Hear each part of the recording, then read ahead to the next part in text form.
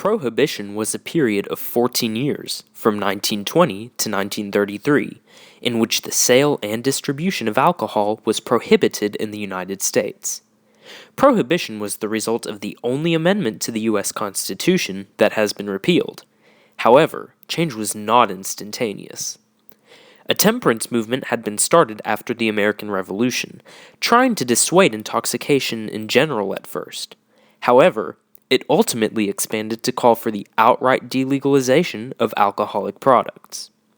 Much like drugs that had recently been delegalized, alcohol was blamed for many of society's problems, including crime and murder, and its threat to public safety led to the 18th Amendment.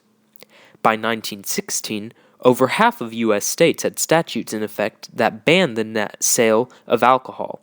However, proponents of temperance sought a national ban. The 18th Amendment was ratified in 1919 and went into effect the following year. Many people used the year between the 18th Amendment's ratification and its enforcement to legally buy alcohol and store it for future consumption. Not everybody was able to buy alcohol before Prohibition went into effect, and this resulted in gangsters such as Al Capone realizing that smuggling alcohol could be a very lucrative business.